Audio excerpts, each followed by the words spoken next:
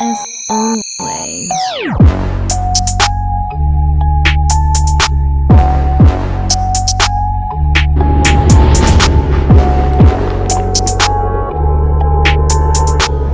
What's up, everybody? It's your boy Chaos, and welcome to a new episode of Take It to the Table. We are here in the sweltering heat, and we're back here in Regents Park. It is what how many degrees is it? It's like 35 something. Yeah. It is a madness. Someone's messed up with the time continuum in London. We don't deserve this shit. This is like it's snowing in Morocco. It feels like Dubai all over again for me when it's a madness. I stepped out of the airport and it just met me and I was like, I'm gonna die. It's absolute madness. But yeah, like it's like I love the heat, but when there's heat and no wind, like I want to die. It's absolute madness. But yeah, onto the topic at hand. Like this is what you came here for. Today we are going to be talking about certain pay-per-view that just happened. WWE Stomping Grounds. It was an amazing show. But yeah, we'll get more into that. Also, if you haven't heard about the crazy news about Paul Heyman and Eric Bischoff, stay tuned for that. We'll tell you more about that.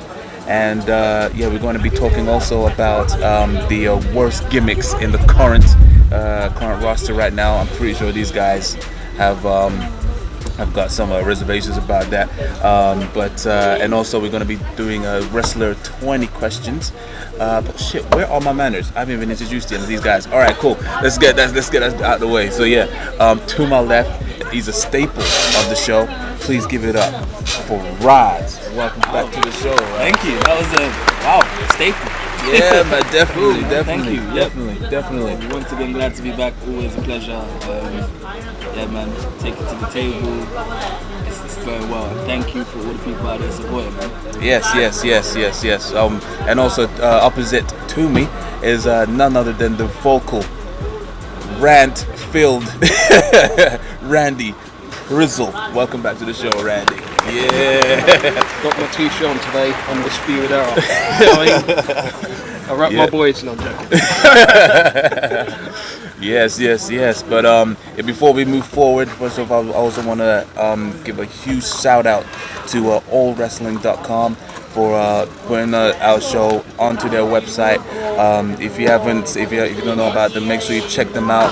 If you're about your WWE news, all the rumors, anything that's happening within WWE and AEW, go to that show. And also if you're also into NHL, that is a go-to place as well. Allwrestling.com.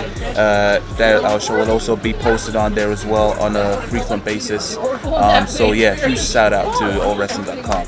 But yeah, without further ado, let's take it to the table. Now, the last pay-per-view that just happened was for WWE is Stomping Grounds. Interesting name. But yeah, onto other matters. What do you guys think of that show? I can't remember what happened. I'm pretty sure I skimmed through it. Yeah. Okay, I can slowly come back to me. The first match was Lacey Evans and Becky. Man, Yes. it was alright. That was the one match that I watched because it was the first one, and then I think New Day versus someone, Kevin Owens and Sami Zayn. Yes. Skimmed through it. I mean, it was a good tag team match, but it was a random one. Yeah. Very random one. What was after that? I don't know. Samoa Joe and Ricochet. See, I have no recollection of that, but the ending was good. Yeah. It was good. I mean, that was bittersweet because it kind of sucks for Joe, but we all like Ricochet. So Yes. it was like, do you know what I mean? Joe got screwed with Ricochet. So I don't know. The cage match between Dolph and Kofi, even though I kind of knew what was going to happen, I just watched it because it's a cage match and I like cage matches. And I'll give it to them. The ending was very innovative. It was a different ending, you know? But it's the same old story with Dolph. It's going to go away for 6 weeks again. Like, it's just like, Yeah. Very much. Yeah. You know, and I think I was telling you off camera before, like it's now hard to get behind them. Yes. 100%. As likable as he is, it's like, you know, the story. Now it's almost like, and I hate to say this, I don't think maybe last year I might have said something different, but now in 2019, I don't think we're ever going to see a main event role or title run for Ziggler anymore. No. That ship has sailed, and I hate to say that. That really crushes me to say that. Yeah. I don't know. I mean, they can make anybody a star, but I just how believable is it going to be now? Yeah. You know, he's someone, without going off the tangent too much, he's someone that would do well somewhere else. Oh yeah, Not 100%. through that company. I think he said himself in the on the interview with Chris Van Vliet. He did say, Dolph Ziggler did say on the interview that he said like he knows his time is gone. Like it's a shame. They should have pulled the trigger even back when he won the Survivor Series won the Survivor Series match. That was his resurgence. Best moment. That was his best moment. Like, if anything, that was better than like when he won the World Heavyweight title when he cashed in his Money in the Bank contract. But yeah, they have missed the boat. But he's actually calm with it because I guess like he's focusing on his comedy. Yeah, and that's doing very well. That's serving him well. And to the point where he is on like a pay-per appearance contract with WWE. So he's not really. In a way, he's a free agent. Yeah. But he's staying now of loyalty. Was there anything else before Seth and Baron that happened after the cage match? Am I missing it? Was the Intercontinental title on the line? Finn Balor did he show? No, I don't remember that. No tag team matches. Bailey and Alexa Bliss, they had a match. Yeah. I don't remember. I skimmed through that. Yeah. I'm assuming Bailey won. Yeah, I assume so as well. Nothing major give out of that. Which again is just the whole reason why it's hard to get behind the wild card. Because like, why do that and then it's a predictable finish. It's just what did that do for Alexa Bliss? Nothing. Absolutely nothing. It made. I mean, don't get me wrong. Those two are great wrestlers and they can put on a great match. Just like the tag team match between Sami Zayn and New Day was probably a great wrestling match. But you kind of take the glow out of the matches when they're random. Yeah. So even if you've got two phenomenal wrestlers having a great match, if you've just stuck it there, it's not special because there was no build to it. You know, storytelling. That's it. 100%. I don't know. The main event. Even the crowd thought it was stupid. They were literally were chatting. This is stupid. I thought that was hilarious. The meaning behind the match, the build and everything, and just the match itself, it was pretty stupid. The ending, admittedly, I thought it was cool that, like, okay, we kind of get to see Becky and Seth in their element. But I was half and half because on one hand I'm like, okay, this is cool, bit of reality. But then Cole's like shoving it down our throat. Yeah. Like, you know. Yeah, his girlfriend. He's come out to say today. And I know it's not him. He's got a mic in his ear or whatever. But it is really cringe. It's like Becky felt uncomfortable, man. Yeah. Becky looked uncomfortable. Yeah. Even people, what Cole just said, they're like, they should look really out of place. Like, and it's just like we get it. They're fucking like the pigeons were. Yeah, like the pigeons. I mean, like, I get it. Like, we all get it. But no, like, it's just like just pandering. It was just it was really bad. But you said there was a cruiserweight title match, right? Yes. Yeah. I didn't watch that, but it was apparently good. Very, very good. If you guys haven't seen Stomping Grounds, nothing major. But the two matches I would suggest you go and see out of that was actually the Kickoff Show, which was for the cruiserweight title, Tony Nese versus Drew Gulak and Akira Tozawa. Great triple threat matches. They're usually good. 205 live matches are usually good. They're just been swept under the carpet. But that was a good way to warm up the crowd for a possible dumpster fire of a pay-per-view. And it kind of was. I don't know if you've seen pictures online, like of how the place was like half empty. It was completely talked off. Like everyone. 2-for-1 tickets or something, isn't it? 2-for-1 tickets. Yeah. Someone took a photo. Like they were giving people upgrades there and then. They could move like to where the camera's facing. But someone took a picture of where the camera was, and like the whole block, all levels were tarped off. It was really embarrassing. Panic mode, like you said. They have to be in panic mode right now. Yeah, they have to be. Forget about the content. That's just bad business. Yes, very. Like a big tearing ass company like that, you can't even fill out a pay-per-view like that. But it's because the card was awful. It was actually so bad. Like, it was really weird. Was there any match that either of you looking forward to it or thinking, okay, I want to see this match because I'm not sure what would happen, or was every match kind of like, I know what's going to happen? I knew what that. To be honest, I didn't even know that Samoa Joe was facing Ricochet. I didn't even know about that. That was probably the only shocker that Ricochet took the title. Of course. Yeah, I kind of knew about that one, and that was probably the only one I was looking forward to because obviously I know what Ricochet could do. Samoa Joe on his day got a great match as well, so I was looking forward to that one. It was decent, but you know, as I said, there was no real story to, as you were saying, to like this match. It just out of the blue, Ricochet's got a title shot. Literally. Do you know what I mean? And it just looked as like, well, okay, fair enough. But if we had a bit of storytelling to this, it would have made more sense. Yep. People would have got more invested in it. Yep. But it was just random. But at the end, I'm happy for Ricochet.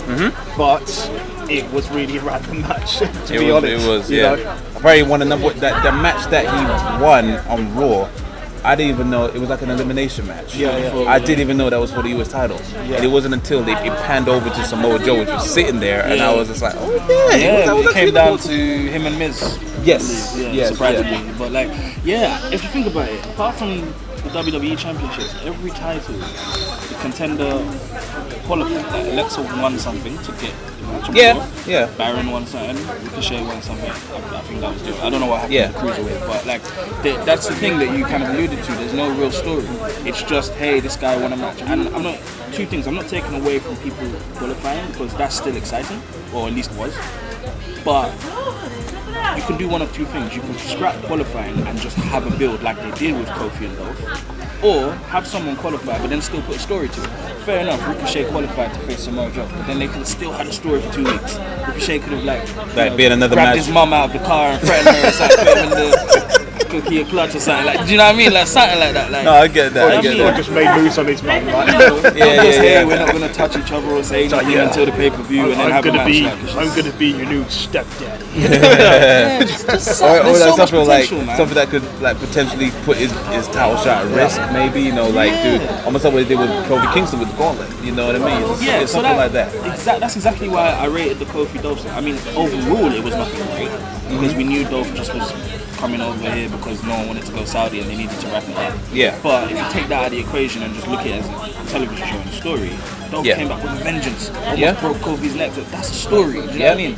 Like, I don't know. So I'm now hoping Eric and Paul can play their part and we have some of that. We'll definitely talk about those two. But yeah, what's your thoughts of Stomping Grounds as a whole? To be fair, I thought it was probably one of the best pay-per-views in a while. You know what I Wow. Very Like- surprised you said that. Yeah. Specifically you. mean? No, because I did actually watch most of the matches. I didn't skip through like you did. I did watch, you know, the match, obviously the 205 live match, the cruiserweight tag team, cruiserweight belts that were on the line. Don't say Good belts. match. Vince hates belts. The word belts. He hates the word belts. Yeah, whatever.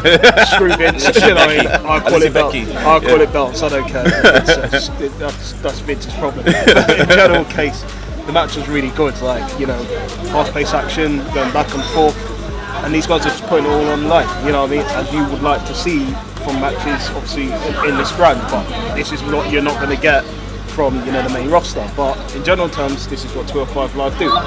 So that match was good. It kicked off really nicely, and I can't remember the next match, but I think it's Becky Lynch, obviously against Lacey. Bit weird, you know. There was quite a few botches. Yeah, there was quite a lot of botches in the match. It started off like fast, and then it went awkwardish, and then it kind of ended a bit weird as well. I don't think the ending was fast. It was very fast. But yeah, she immediately tapped out. I don't trust Lacey Evans now. Like she's okay on the mic. She talks very slow and all that stuff. It's fine. But she just can't be trusted with certain things in matches. Like she couldn't do a belly to belly properly. She sandbagged with Bailey. And yeah, there's too many botches lately. And even like the whole match then was really weird. It was like I think there was one bit when she went into the she threw Becky into the turnbuckle. You know that thing where they do and it's supposed to like do like a leapfrog type of thing. Yeah. And then she missed her cue in it, so like Becky was like kicking air, Yeah. and then for some reason Becky still went for it again, and then then eventually, oh yeah, Lacey come forward, and then she ran into it still. It was really awkward. But you see Becky's face after that. Becky looks quite like, yes. what are you doing? Yeah. You But then why did Becky go for it again then in the first place? I don't know. It was like, or if anything, maybe she was expecting her to maybe like make up for it by countering, because Lacey, anyone of us, if you see that you about to do that, if you do it again, there's a time to counter. But she just still ran into it and get the kick. It was really odd. I must have missed that, man. But I know Lacey gets a lot of heat for these botches lately. Maybe I haven't seen it because I haven't seen it. Do you know what I mean? Like with the match that she had with Charlotte recently, I don't know if you guys saw. She got a lot of heat for that. Yeah, I heard about that. So yeah, I mean, I don't know. I guess as Becky would say, you absolute plank. you dope. You dope. For real. Yeah, like I was just with like Yusuf as well. I kept on skipping most of the matches. I couldn't care less about I treated it just like Super Showdown. I just skimmed through it because pretty much that's what it was. Like there was no hype for it. It's just and it's no one's fault but their own. I mean, it's absolutely ridiculous. What about the other matches? What did you think of the other matches? Obviously, Ricochet, Samoa Joe was good. It was a good match, but as I said, again, no real build up to it. So it was left with like a sour kind of taste in your mouth. Of like, oh, I'm happy for Ricochet, but then it's at the cost of Joe. Yeah, exactly. Where does Joe go? And the same. Because there's no rematch clause. There's no rematch clause. He wasn't even on Raw the next night, I don't believe. I didn't see him. Yeah, I didn't see him on the next match, on the next episode. So God knows what he's going to do. He's probably, I don't know where he's going to go. He's back on the job list. I think, either that, probably what's going to happen. All of a sudden he just starts feuding with someone else. Like maybe I don't know. I don't know who he's going to feud again with. Cool if he gets a push. If he lost the US title to then go for the WWE title. Yeah, of course. I think that's what quite a lot of people are saying. Like if they give him that chance to like move on to the WWE Championship. Yeah. Him and Seth.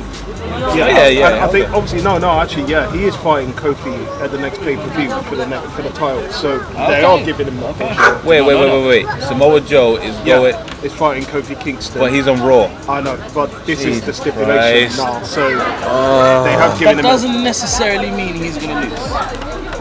That just on paper it does, but they might be playing that to their advantage, making everybody think, oh, he's gonna lose, and then he wins, and then maybe the title swap brands, or maybe he swaps brands. Maybe.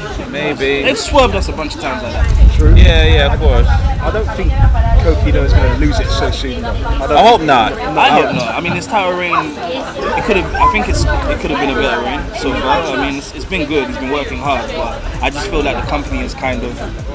You're not the most important thing. Yeah. Oh yeah, 100%. In a way, they've kind of diminished the WWE champion. I mean, because like he's the only one that I've seen so far that's on the top title that goes on both shows.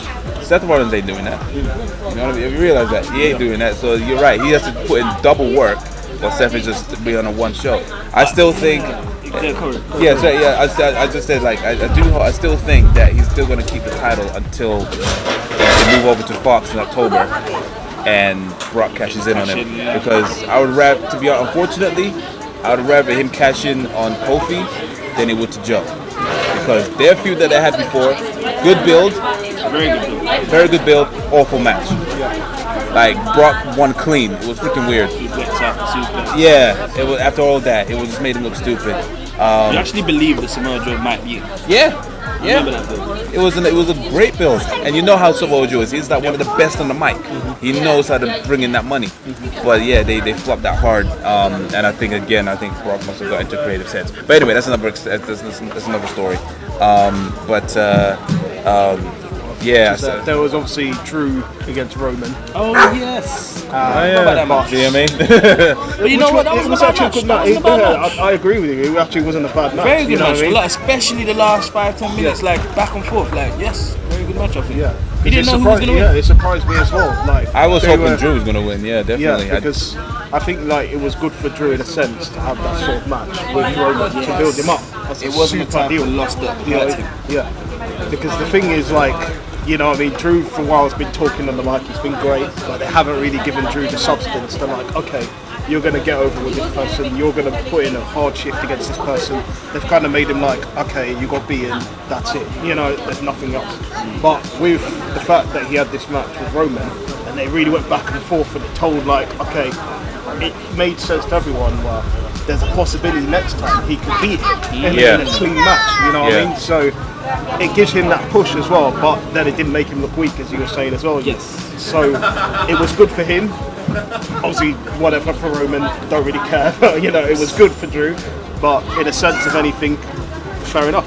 You know what I mean? But obviously, personally, I would like to have seen him win. But, you know, I think Drew took the most out of that match. I mean, it wasn't. Roman won, but it wasn't another Roman win. It didn't feel like that. It almost. Even if you don't like Roman, it felt like a deserved, like he earned that when it was a tough match, and it felt like Drew didn't look like a loser. It was way better than WrestleMania. Oh hell yeah! I mean, even Shane got involved a few times as well. So. Shane, I did a bit of forgot about that. entertainment to the match. He came in and he tried to get involved. Obviously, Roman knocked him off twice. He knows how to take a super punch.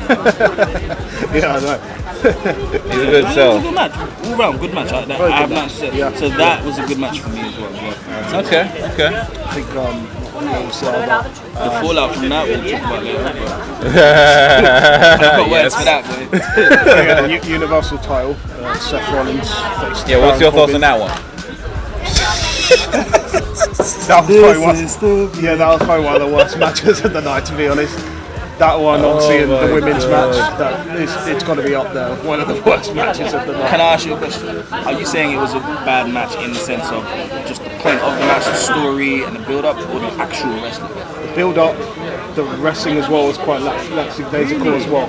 I didn't think it had enough substance to it, but I guess they had obviously Baron come in, talk, like Baron's good at that, you know what I mean? He's got to get under people's skin, of course he gets something like him. I'm not a fan of Baron Corbin like that, but I respect him for the heel work he does. But it just didn't have fire to the match as you would want. Like obviously they had Becky coming in and they had this special guest referee, Lacey Evans, but when it was Lacey Evans, it got predictable.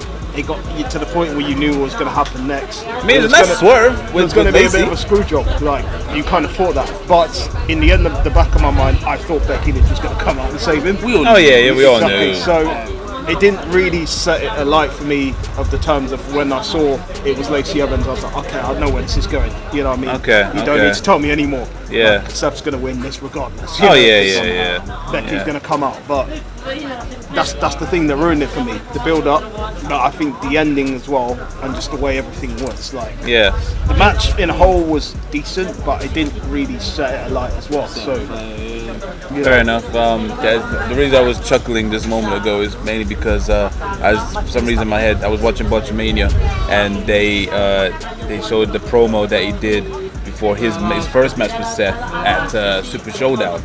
And obviously that's in Saudi Arabia, and then he said like, why can I? What did you not see? No, it was after his match, and he said like, why can't I get a competent referee? I'm gonna speak to someone in the higher up.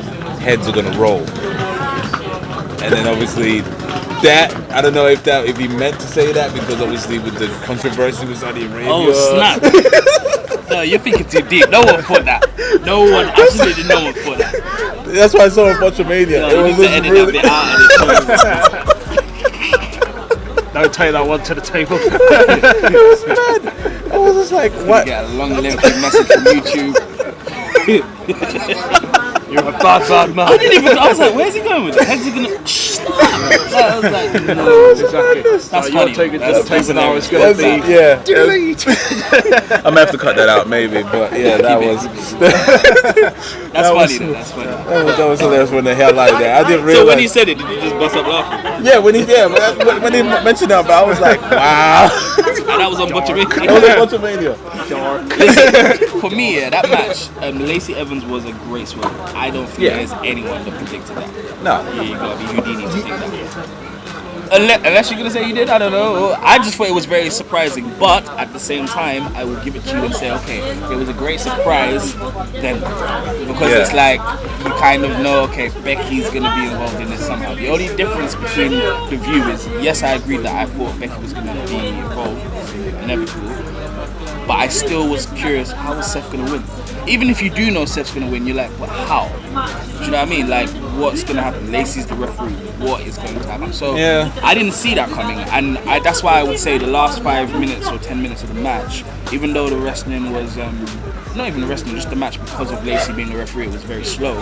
It started speeding up, and then the referee, the actual referee, they actually it was back and forth. There was like an attempted curb stomp, and then Baron hit his finisher. It went back and forth, and that was exciting. But we could have done something without the first 20 minutes. Yeah, 100%. With me, I kind of had a feeling it was going to go down the way it was, because really, now when Lacey came out, in my head, like, I could just see what's going to happen. Like, she's going to try and screw him. Seth's going to kick out multiple finishers or whatever.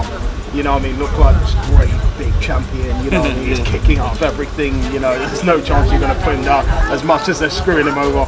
And then Becky eventually is going to come out. And I knew that she was going to take Lacey Evans out, and then the referee was just going to come out of nowhere. That's what I knew was going to happen. So it was predictable, because obviously you've seen wrestling before. You kind of know what's going to happen. Yeah. When they have these people that one's feuding with that one, so that one's obviously going to come out and have that one's back. You know, if in case of, like, you know, that one was originally having beef with that one, and that one's made a special guest referee, it's going to happen eventually. That person's going to come out, interrupt, something's going to happen, and then a normal ref's going to come out. So. I think it was cool that the normal ref was the same ref that Baron had beef with that show. True, yeah. Like, a little interaction with that ref, especially, he's going to be like, he costed me again, so it's going to be... He's going to roll. It's going to be Baron. Baron's going to have a one-on-one match with that ref one. Yeah, probably, yeah. It's going to be all Hebner all over again. And Seth will come out to save him. Yeah, it's a madness, but yeah, overall as a whole pay-per-view, out of 10, what would you guys rate it? Randy, what? I said 7 for me. I thought it was quite decent. You know what I mean? Like, there was quite a few good matches, not a few, like 4 or 5 of them were good. Everything else was a bit average, to be fair. I think the match of the night for me was obviously the Cruiserweight Championship. That was obviously the match of the night for me. But as I said, Drew Roman was a surprise match as well. I didn't expect it to be that good. So yeah, overall, it was a good match. Ricochet, Samoa Joe, good as well. So Kofi, Steel Cage was nice as well. So to be fair, it was decent pay-per-view. So 7 for me. Do you know what? I was almost going to say, can I even rate it? Not because it was that bad, but just if I'm skimming through a pay-per-view, doesn't that kind of answer your question? Like, I don't know. It kind of does, yeah. But it does. I mean, I'm going to not give it a 7. I'm going to give it a 5. So 5. Alright. That's fair enough. I think we switch roles this time. Yeah. Last time it was me. And I'm really surprised about your rating and your thoughts on the pay-per-view. I mean, like, a 5 isn't bad. 5 is okay. It's still midway. Yeah, like I said, it's average. Yeah, that's what I'm saying. Like, for me, Drew and Roman, Kofi and Ziggler, they were the takeaway matches for me, and maybe the end of the main event. I didn't see the Cruiserweight title, unfortunately. Other than that, everything else I could have done without seeing. Fair enough. Samoa. Okay, I would give it probably like a 4.5. Oh, yeah. You said I'm mad, did you? Yeah, no, I couldn't give a crap about the pay-per-view. There was nothing that I was really excited about. Really? Not really. None of, even the matches that we've kind of said positive about. No, I mean, like they were like, when I watched them, they were cool. But there was nothing that really made me want to like say, oh, I'm looking forward to this match beforehand. You see what I mean? Yeah. Like I would like the Cruiserweight title match was completely like out of the blue. I originally wasn't even originally going to plan to watch it, but someone said to go and check it out. Like that was, I think I was on the website saying that was the best match one of the best matches of the card. So I was like, all right, let me check it. Happy that I did. Everything else was pretty much just like predictable. What was a decent surprise was Zayn and Owens winning, because when they're a team, you know what I mean. As much as I I honestly think they should have a run with the titles, the tag titles. I think they should be the next ones in line. So yeah, that was, and it was a decent match on top of that. Ziggler and Kofi, I didn't even finish watching it. I just remember I didn't even know what the finish was until I saw Raw and how apparently he dived over the rope. He leaped over. That was like, okay, that was interesting. But the reason I didn't watch it because I knew what the ending was going to be. And like there's nothing against Kofi. Like I love him as a champion. This match didn't do much from that. The story was shit. The story was shit. It should have been me. It should have been me. Just say that. That's the story. It should have. In that case, Just say that. done. Killed it. Ridiculous. It's crazy. Just say that and you're awarded the title shot. It's logic. It's amazing. But that was alright. What else was there? The main event. I didn't even watch it. I didn't really watch it. Like I just skimmed through it. This was pretty much the first pay-per-view in a long time. I've actually I skimmed through Raw and SmackDown. I rarely, if ever, skim through a pay-per-view, and that just says it all right there. You know what I mean? Same. Relate to that. AEW's changed you guys out. Hey, who's skimming through AEW, bro? Exactly. Maybe Vince. Like, Yeah, I'm gonna skip through this one and that one. Don't want to see this crap. They don't have no big man in there. No big muscle man. No, not for me. And look what's happening now. Boy, all right, cool. But yeah, that's our view on Stomping Grounds. Yeah. Also, as you can see, Mr. Rhymes ain't here, unfortunately. But he said he was willing to do a quick recap of his thoughts on Stomping Grounds, which I'm going to put on right now. What's up, Mr. Rhymes? Hey yo, what's good everyone? This is your boy Mr. Rhymes. Unfortunately I couldn't be there in person to film, but I will be popping up every now and again with my opinions of what's happened on Raw, SmackDown and Stomping Grounds. Alright, Stomping Grounds. What to say about Stomping Grounds? I mean, admittedly, I didn't really watch Stomping Grounds too tough. I kind of came in on the Roman Reigns Drew McIntyre match. I saw the SmackDown Women's title match, and I saw basically everything that came after that. I watched the main event. I would say that match was good, but at the same time it felt like it was overbooked. Like too much was going on, and then just the kind of, I guess, the predictability of it is that you knew that Becky Lynch was going to interfere, so it was just kind of one of those, I guess pushing their relationship had a payout. I'm hearing or reading that the Cruiserweight title match was also a really good match on the pre-show, but again, I didn't have an opportunity to see that because I was working. My highlight of Stomping Grounds would probably be the ending of the WWE title match in the cage. Kofi's suicide dive onto the floor kind of just like took me by surprise. I honestly was not expecting that, and it was a different finish as well. It was different from what we normally expect from cage matches. So I'm unsure if the 2 out of 3 falls whole debacle actually started on Raw or not, but I do know that it definitely started on SmackDown. I think they had like 2 out of 3 falls matches. That whole concept and stuff I understand it, but at the same time I don't really think it's necessary, because then you take away from the hype of a 2 out of 3 falls match. But on SmackDown though, I did enjoy the main event.